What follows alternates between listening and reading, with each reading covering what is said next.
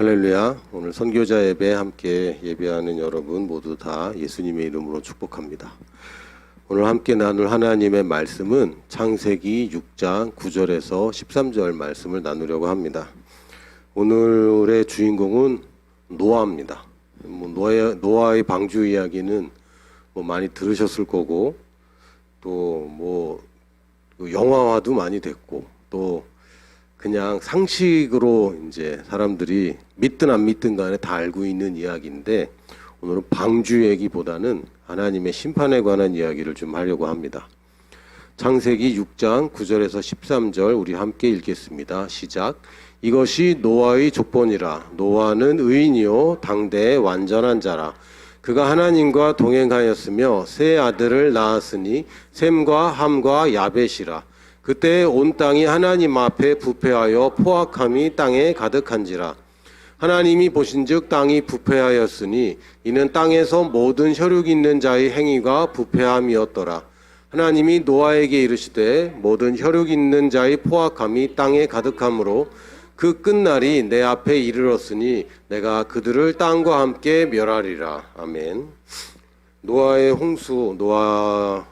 홍수는 아니죠. 사실 노아의 방주. 하나님의 그 심판에 관해서 많은 사람들이 이제 의문을 가지는 것 중에 하나가, 하나님 꼭 그래야만 하셨습니까? 꼭 그렇게 사람들을 다 죽이고 8명 살아남았거든요. 전 인류에서. 그 세계의 어떤 독재자보다 더 많은 사람을 죽인 거 아닙니까? 그리고 이렇게 물로 애꿎게 많은 사람들이 죽은 것에 대해서 하나님 사랑이라고 하면서 이렇게 심판하는 하나님에 대해서 저희가 좀 쉽게 받아들이기가 어려울 수도 있습니다. 끔찍하죠. 끔찍하고, 지금 이 자리에 8명 있다 치면 8명 외에는 밖에 나갔더니 다 죽은 거예요. 그런 일이 벌어진다면 무슨 그런 영화도 가끔 있잖아요.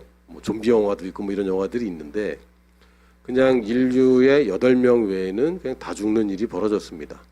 근데 성경에서는 하나님이 화가 나서라든지 하나님이 진노해서 이런 표현이 있는 것이 아니라 그 이유에 대해서는 이렇게 얘기합니다. 땅이 부패하였다. 왜냐하면 땅의 모든 혈육이라고 번역되어 있지만 사실 혈육은 피와 육체인데, 원래 그 원어에는 피라는 의미는 없고요. 살을 가지고 있는, 즉 몸을 가지고 있는 자, 그러니까 인간이죠. 몸 안에 있는 인간의 행위가 부패하였다.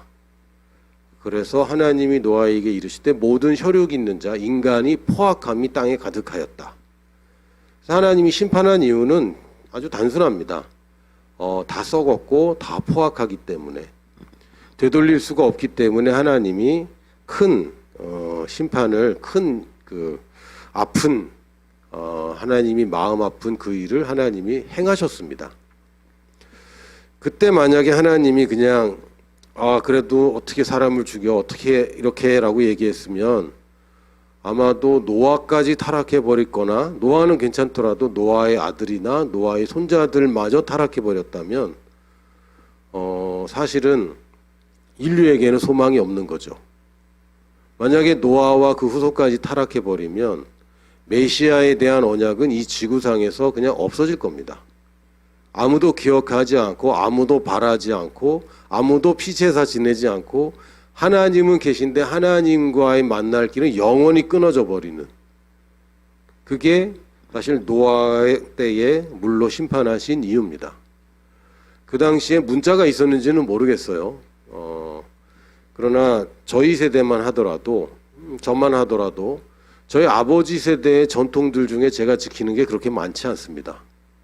저희 아버지 세대에 중요하게 생각했던 것들, 지금은 그거 다 틀렸다고 얘기를 하고 그거 별로 안 중요하다고 얘기합니다.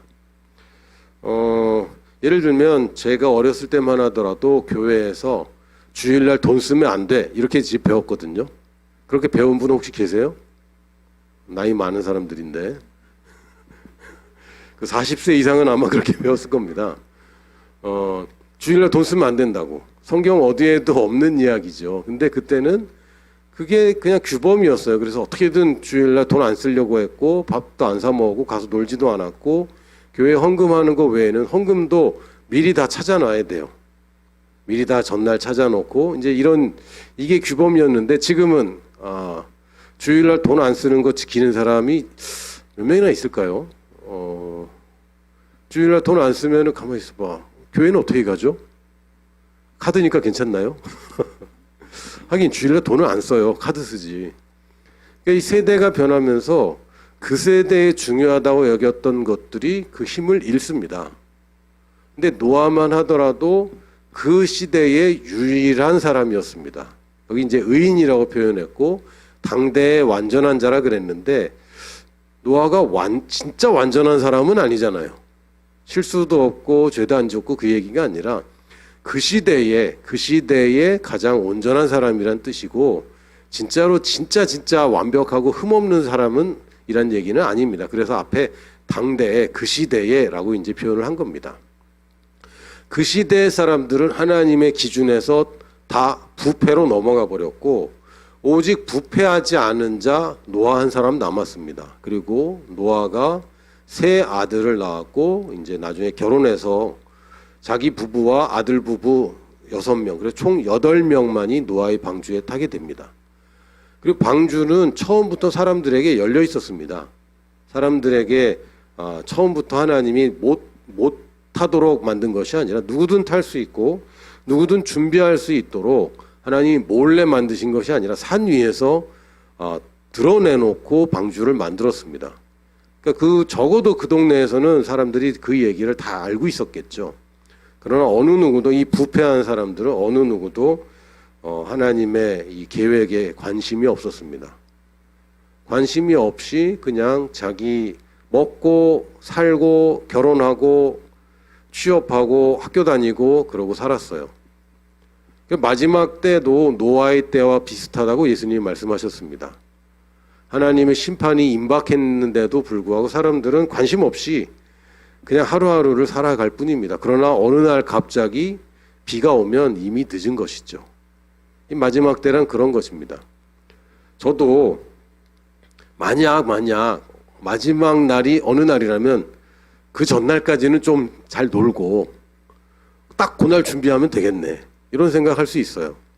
비가 오는 날을 내가 언젠지 안다면 그날까지는 그냥 살다가 그 전날 노아의 방주에 딱 들어가 있으면 되는 거잖아요. 문제는 그걸 모른다는 거죠. 그걸 모르기 때문에 미리 준비하는 것이 지혜로운 것이고 깨어있는 것이 지혜로운 것입니다. 조금 더 자서 아슬아슬할 때까지 자다가 직전에 깨는 것이 지혜로운 것이 아니라 미리 깨어있는 것이 지혜로운 것입니다. 지금도 우리가 끝날을 보고 있습니다. 노아의 때에 하나님이 노아에게 말씀하셨고 노아 이외의 사람들이 관심이 없었지만 끝날은 계획대로 착착 진행되고 있었고 비가 올 준비는 이미 되고 있었습니다. 어느 날 갑자기 여기 땅 했더니 비가 온 게 아니죠. 비가 올 준비가 자연세계에서 다 준비되고 있었습니다. 지금도 그 끝날이 다가오고 있습니다. 얼마나 먼지는 아무도 몰라요. 또 어떤 분은 굉장히 임박했다고 느낄 수도 있고 어떤 분들은 가깝긴 했지만 그래도 아직 실감이 안 날 수는 있어요. 그러나 그 끝날이 가까운 것은 사실입니다. 지금 세계에 나오는 뉴스들을 보고 특히 한국에서 발생되는 뉴스들 정치면은 워낙 그랬고 사회면만 보더라도 여기보다 더 부패하면 그거는 사람 못 사는 세계 아닌가 싶을 정도로 이거보다 더 포악하고 이거보다 폭력적이면 사람이 아니지 않은가 싶을 정도로 최근에 아프가니스탄에서 탈레반이 이제 벌이는 일들을 보면 이게 사람이 할 짓인가 싶을 정도로 여기서 더 포악한 일이 있을까 할 정도로 아주 잔인하게 또 철저하게 복수하는 모습들을 보면서 야 이거 그 끝날이 주님 앞에 이르고 있구나라는 생각을 하게 됩니다. 그러니까 하나님이 심판이 계획되어 있기 때문에 이 땅이 이렇게 되는 것이 아니라 이 땅이 더 이상 치유되고 회복될 수 없을 정도로 선을 넘었을 때에 하나님의 심판이 임하는 것입니다. 이건 뭐와 같으냐면, 하나님이 두고 보기 어려울 때, 그리고 죄를 심판하지 않는 것은 또 그것은 공의가 아닙니다. 그렇죠? 범죄자가 있으면 당연히 용서받을 수 있습니다. 그러나 범죄를 범죄라고 하지 않는다면 그것은 공의가 아닙니다. 심판을 하고 용서가 있는 것이지 심판이 없는 용서란 없는 것이죠. 우리도 우리는 심판 면제 받았잖아요. 아니요. 예수님이 대신 받았죠. 우리 그냥 면제 받은 거 아닙니다. 예수님이 대신 받았죠. 그래서 공의가 이루어진 것입니다. 심판하지 죄를 그냥 두고 보면서 심판하지 않는 것, 그것은 하나님의 공의가 아닙니다. 죄에 대해서는 당연히 처벌이 따라야 되는데 우리가 은혜로 말미암아 예수님이 그 대가를 다 치르셨고 심판을 받으셨고 우리는 값없이 의롭다함을 얻었을 뿐입니다. 이제 마지막 때가 될수록 성경을 보면 이 마지막 때가 올 수밖에 없는 세 가지 그 포인트가 있습니다. 첫 번째는 죄가 더 이상 두고 볼 수 없을 정도로 죄가 가득한 거예요. 옛날 개역 성경에 보면 이게 죄가 충만했다고 되어 있습니다. 여기는 가득했다고 이제 좀 표현했는데 이젠 가득해서 더 이상 단죄하지 않고서는 안 될 정도로 죄가 완전 무르익은 것이죠. 또 하나는 교회가 성숙하는 것입니다. 왜? 신부로서 신랑을 맞을 준비가 되는 것. 이게 교회의 성숙입니다. 또 하나는 모든 민족에게 복음이 증언되는 것. 이게 마지막 때의 세 가지, 다른 여러 가지 있을 거예요. 이스라엘의 회복이나 예루살렘이 멸망에 가증한 것이 거기 앉으면 안 되는데 앉은 걸 보면 마지막 때가 가까운 줄 알라. 무화과 나무 잎사귀를 보면 시절을 분별할 수 있다. 이런 얘기가 있지만 가장 크게 이 세 가지가 말세를 향해 지금 한 점으로 모이고 있는 지점입니다. 그렇다고 우리가 죄를 더하게 할 수는 없죠. 죄를 더하게 해서 예수님이 오시는 것을 빨리 앞당길 수는 없어요. 우리가 가담하는 일은 두 가지입니다. 교회의 성숙과 모든 민족에게 복음을 증언하는 것. 이 두 가지가 사실은 우리의 일입니다.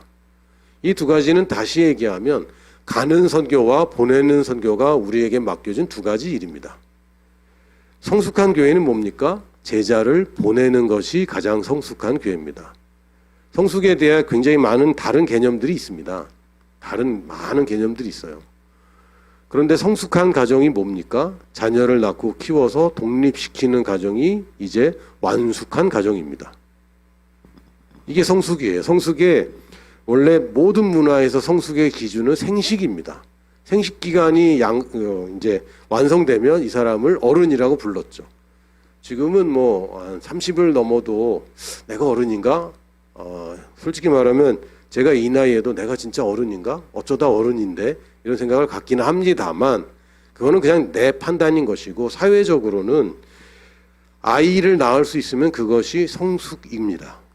부모가 되어서 아이를 키워서 제자를 삼아서 제자를 보내는 것. 이게 교회의 성숙입니다. 그러니까 우리가 해야 될 일은 보내고 가는 거예요. 이게 마지막 때를 준비하는 우리들입니다. 하나님께서 노아의 시대에도 그렇고 지금의 시대에도 그렇고 더 이상 내버려 뒀다가는 안 될 위태로움이 있습니다. 그럼 하나님이 마치 그 썩어져가는 우리 일부 지체가 있다면 치료하지만 어느 선을 넘으면 절단해야 되는 것이죠. 여기 의학 쪽에 아시는 분들은 저보다 잘 아실 겁니다. 어느 순간에는 절단해야 될 그런 시기가 옵니다. 그 부패가 계속 진행되면 노아의 시대 때 그런 시기가 오고 말았어요. 하나님이 어느 정도까지 참았냐면 부패하고 결국 한 사람 남을 때까지 참았습니다. 의인 한 사람 남을 때까지. 소돔과 고모라 때도 비슷한 양상이 있었죠. 소돔과 고모라가 타락하고 부패하고 결국은 아브라함의 후손들에게 후대에 미칠 영향까지 하나님은 보셔야 되고요. 아브라함이 50명이면은 심판 안 하시죠? 안 한다. 40명이라도 안 하시죠? 30명이라도 안 하시죠? 20명이라도 안 하시죠? 사실은 의인이 한 명도 없었어요. 그나마 롯은 하나님이 건져줍니다. 근데 그때까지 하나님이 소돔과 고모라도 끝까지 참으셨습니다. 근데 노아의 홍수 때는 노아의 홍수를 자꾸 노아가 홍수의 주범은 아닌데 노아의 때 일어난 홍수는 오직 노아 한 사람 남을 때까지 하나님이 참고 참았습니다. 근데 이 사람마저 망하면 이 세상엔 희망이 없어요. 아무도 메시아를 기다리지 않게 되고, 그럼 메시아가 못 오죠. 메시아가 못 오면 구원도 없고 멸망도 없고 심판도 없고 영원히 인간은 망하지 않은 채 계속 죽어갈 것이고, 지옥 갈 것이고, 지옥은 계속 팽창할 것이고, 온 우주가 지옥으로 가득 찰 겁니다. 왜? 영원히 계속되니까. 이 아슬아슬한 장면이 오늘 창세기 6장의 장면입니다. 하나님이 참고 참다가 더 이상은 내버려 둘 수가 없을 때에 하나님이 심판을 하셨죠. 이제 우리는 하나님의 심판을 두려워할 필요는 없습니다. 왜요? 이제 남은 것은 하나님의 최후 심판밖에는 남지 않았어요. 우리는 그것을 기대합니다. 왜냐하면 우리가 정죄받고 우리의 잘못이 드러나고 거기에 질책받는 그런 심판은 예수님이 다 받았습니다. 예수님이 나 대신 심판을 받으셨고, 이제는 내게 받는 심판이란 면류관, 하나님 앞에서 왕관을 쓰는 그 심판만 남아 있습니다. 그러니까 우리는 기대하는 거죠. 빨리 오시기를 기대하고, 빨리 그날이 오기를, 그리고 그날이 오기 전까지 내가 더 많은 상을 받도록 우리가 애쓰고 힘쓰며 달릴 뿐입니다. 여러분, 재앙이라고 얘기를 많이 하는데, 자연재해는 저주입니까? 심판입니까? 홍수가 나고 산불이 나고 지진이 나고 우리 사람들이, 애꿎은 사람들이 많이 죽는데, 그것은 하나님이 심판하는 겁니까? 아니면 그냥 이 망가진 지구에서 벌어지는 그냥 저주의 일환입니까? 이건 저주입니다. 하나님의 심판이 자연재해라는 그런 도구를 사용하긴 하지만, 하나님의 심판이 있을 때는요, 누가 봐도 이건 자연재해가 아니라 초자연재해입니다. 이집트를 10가지 재앙으로 심판할 때도 이 사람들이 야, 이건 하나님의 심판이야 라고 사람들이 깨닫지 못한다면 그건 심판의 의미가 없어지는 거예요. 개구리는 자연적이죠. 그러나 개구리가 이렇게 많아지는 건 초자연적인 거예요. 그렇죠?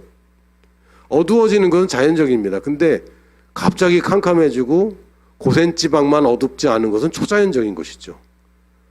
그래서 구약시대에도 자연재해처럼 보이는 하나님의 심판이 있었지만, 그 당시에 누가 봐도 이건 그냥 자연적인 재해가 아니라 하나님의 적극적인 개입으로 생기는 심판이었고, 이건 초자연적인 재해였습니다. 지금 있는 우리가 겪는 자연재해들은 하나님의 개입이 아닙니다.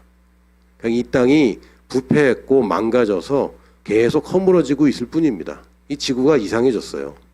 지금 하나님이 원래 목적대로 창조한 지구가 계속 오작동이 점점 커지고 있습니다.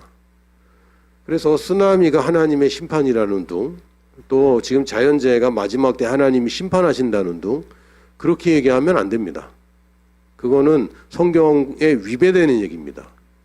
이거는 마지막 때에 수명을 다하고 있는 지구에서 벌어지는 현상일 뿐입니다. 지금 이 시대에도 부패는 계속 진행되고 있고, 그와 더불어 보내는 자들과 가는 자들이 점점 진행되고 있습니다. 그럼 이제 우리는 어떻게 해야 됩니까? 그 끝날이 내 앞에 이르렀다라고 성경이 표현했는데, 내 앞이라는 건 여호와 하나님 앞에 이르는 것이죠. 그러니까 이거는 하나님이 시기를 정한 게 아니었어요. 노아의 때의 홍수도 하나님이 시기를 정해놓고 내가 요때 되면은 심판해야지라고 한 게 아니라, 인간의 범죄가 결국은 그 끝날이 하나님 앞에 이르는 것입니다. 이해하셨죠? 하나님이 몇 년도 몇 월 며칠에 심판해야지 라고 한 게 아니라, 하나님은 계속 기회를 주시는데 인간의 범죄가 결국엔 어느 날 그 끝에 다다른 것이고, 지금 우리가 이제 맞이할 우리의 끝날조차도 하나님이 날과 시를 정해놨다기보다는 인간들의 범죄와 교회의 성숙과 모든 민족에게 복음 증거하는 이 세 가지 이 직선이 한 점에서 만나게 될 겁니다. 그때가 끝인 것이죠.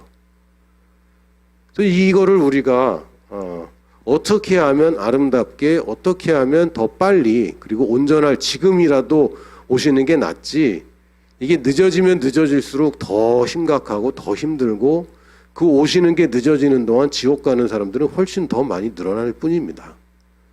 그래서 이기적인 생각으로 좀 더 늦게 왔으면 좀 더 늦게 왔으면 할 때가 아니라 노아의 때의 홍수는 천천히 온다고 더 천천히 온다고 기회가 생기는 건 아니었잖아요. 하나님이 한 사람 남을 때까지 계속 기회를 주셨고 더 이상 기회라는 것은 기대할 수 없습니다. 우리도 내게 조금만 더 시간이 있다면 기회가 있을 거라고 생각할 그럴 때가 아니라 지금 있는 이 기회에 내가 무엇을 목적으로 살 것인가. 단지 그냥 어떤 집회에서나 뭐 그냥 이런 일주일에 한번 선교자 예배 때만 선교를 생각하고 선교에 대해서 기도하고 그 정도 수준이 아닌 거예요. 이제 30년 전에는 그래도 괜찮았을지 모르겠어요. 아직 많이 남았으니까.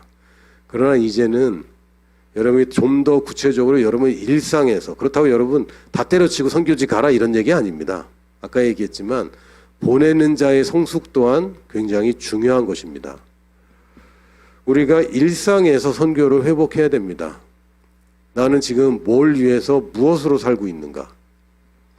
제가 선교단체에서 훈련도 받았고 또 선교단체에서 일하고 있죠. 지금 일하고 있고 또 선교사님들도 여럿 만나봤고 타단체에서 한 훈련도 제가 받아봤습니다.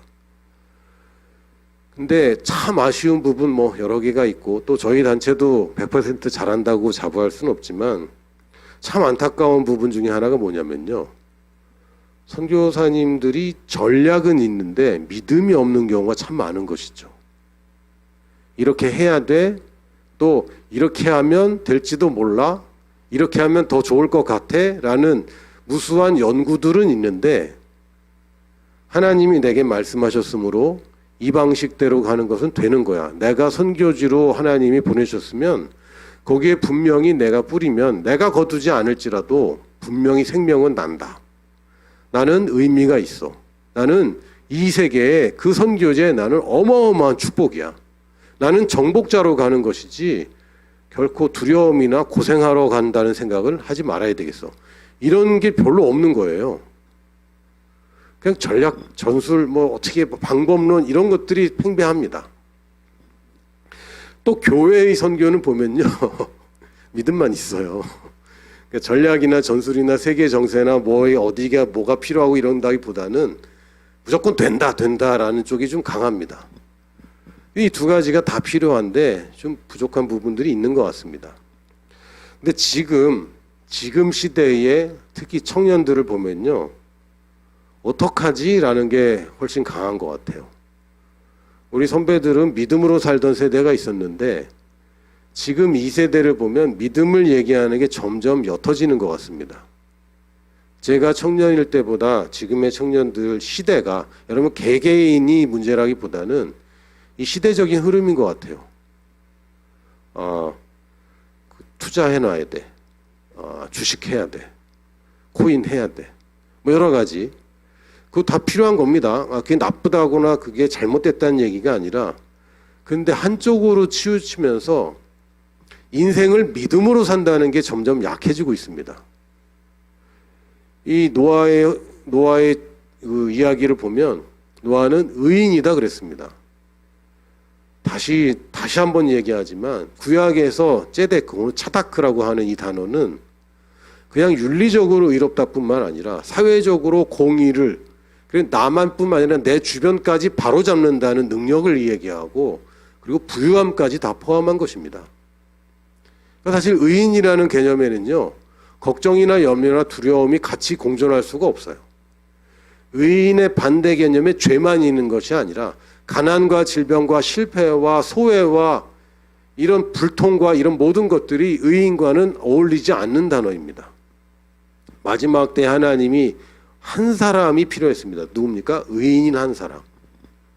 이 마지막 때에 누가 필요합니까? 여러분이 선교지에 있든 선교지에 있지 않든 가는 자이든 보내는 자이든 상관없이 하나님이 요구하시는 사람은 의인입니다. 의인입니다. 내가 의인으로 바로 서지 못하는데 선교사가 무슨 말입니까?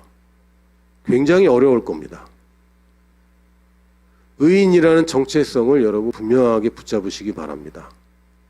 그리고 하나님과 동행했다. 와, 이것만큼 위대한 말이 없는 거죠. 그냥 어떻게 살았는가? 하나님과 동행했다. 이 동행했다는 얘기는 같이 걸었다는 얘기입니다.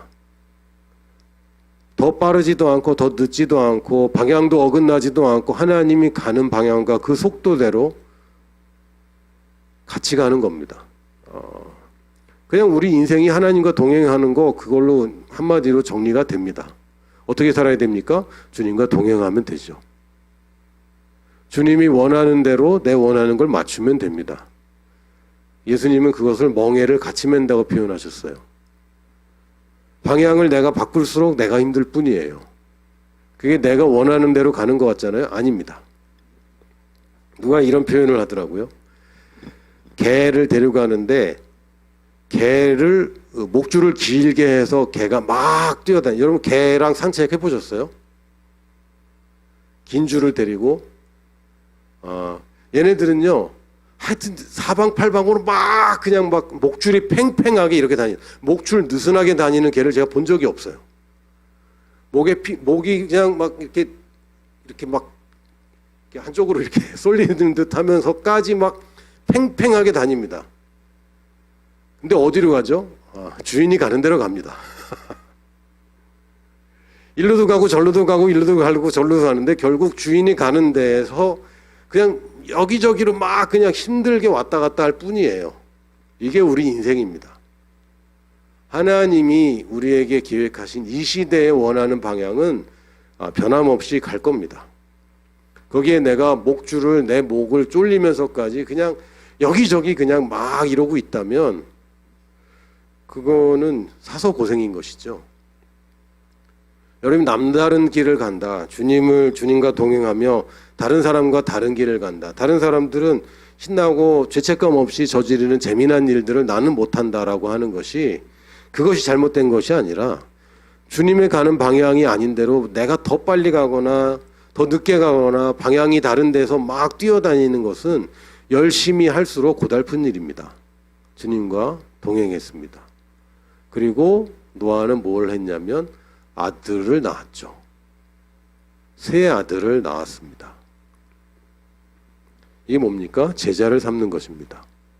노아는 이렇게 준비했습니다.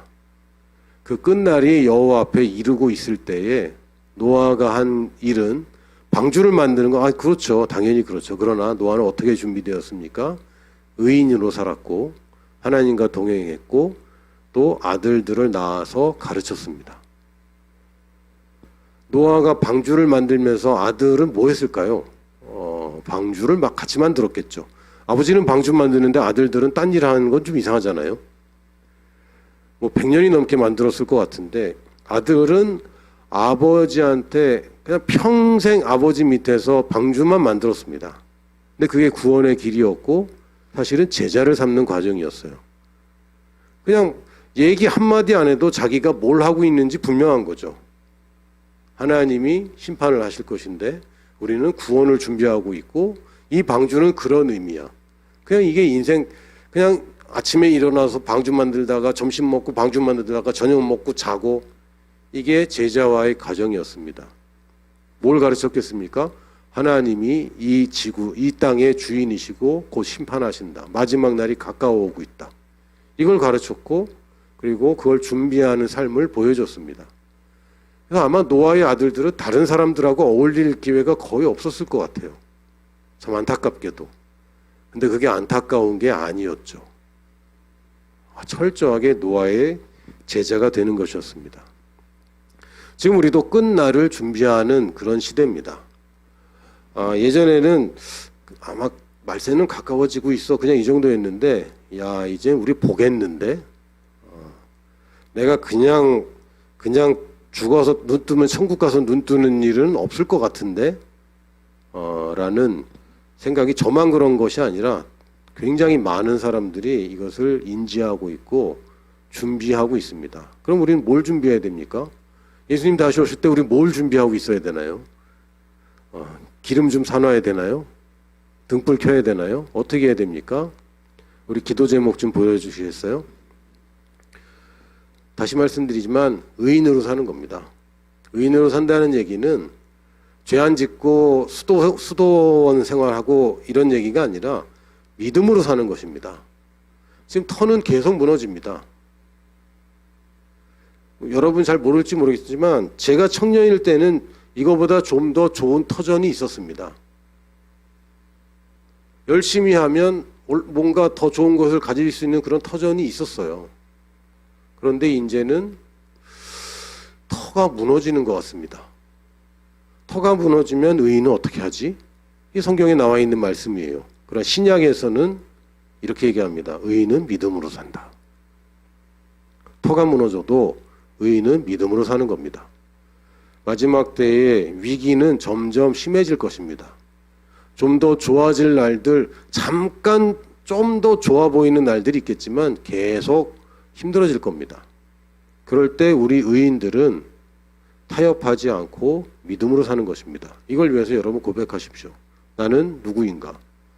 그리스도가 나의 의의가 되셨다면 나는 분명한 의인이다. 죄를 안 져서 의인이 아니라 의인이기 때문에 죄와 나는 전혀 상관없는 자가 되었다. 이런 의인은 믿음으로 살지 계획이나 방법이나 어떤 수를 써서 사는 게 아니죠. 이건 의인이 사는 방식이 아닙니다. 의인은 믿음으로 삽니다. 두 번째, 나는 믿음으로만 할 게 아니라 나의 방향과 속도와 나의 목적을 주님께 맞추는 것입니다. 이게 두 가지 자전거의 두 페달 같아요. 믿음으로만 하는 것이 아니라 믿음이 아니라 하나님의 뜻을 믿음으로 취하고 거기서 뜻을 발견하고 믿음으로 취해야죠. 성령 인도를 받은 것을 믿고 믿음으로 전진하면 다시 또 거기서 성령 인도를 받고 이 두 가지가 늘 같이 가야지 한쪽만 돌리면 뱅뱅 돌아요. 우리가 믿음으로 사는 것만큼 중요한 것이 주님과 동행하는 것입니다.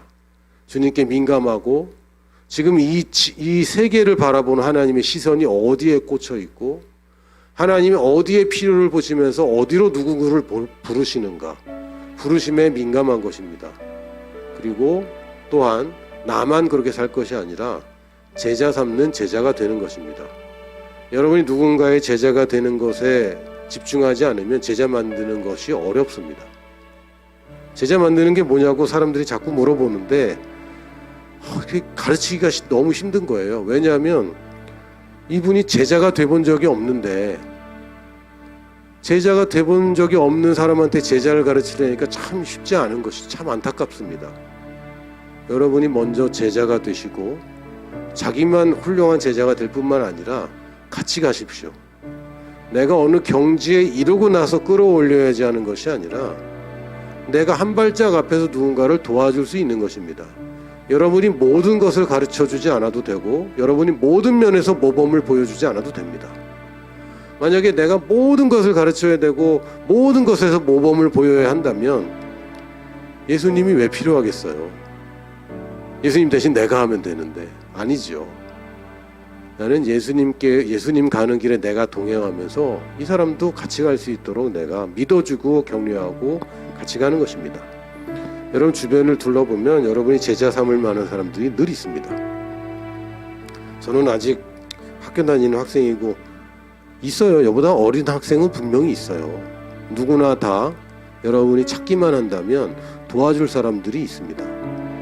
단지 그냥 부모님 도와주고 필요한 사람을 도와주는 그 수준이 아니라 여러분의 제자를 삼는 일을 시작하십시오. 이제 시간이 많지 않습니다. 여러분 제자 한 명 없이 천국 가거나 예수님 다시 오시는 거 별로 그렇게 유쾌하지 않은 경험이 될 거예요. 지금부터 여러분이 제자를 삼으십시오. 이게 노아가 마지막 끝날을 준비하던 것이었고 우리도 이 준비를 합니다. 이게 우리의 미션입니다. 선교라는 것, 미션이라는 것 대단한 게 아니라 믿음으로 사는 것이고 주님과 동행하는 것이고 주님과 동행하는데 주님이 나와 함께 선교지 가고 싶다면 가는 것이고 주님이 나와 함께 보내고 싶다면 나도 같이 보내는 것입니다. 어렵지 않죠. 주님이 내게 원하시는 거 그 길을 주님과 같이 가는 것이고 선교지에서 제자 만들고 보내는 이곳에서 제자 만들고 이게 우리의 인생입니다. 우리 세 가지 주제를 놓고 여러분이 고백할 것이 있다면 고백하시고 회개할 것이 있다면 회개하시고 다짐할 것이 있다면 다짐하시고 하나님의 도움이 필요한 것이 있다면 도움을 청하십시오. 하나님, 내가 의인인데 믿음으로 삽니다. 나는 주님과 동행합니다. 나는 제자 삼는 제자입니다. 우리 함께 기도하겠습니다.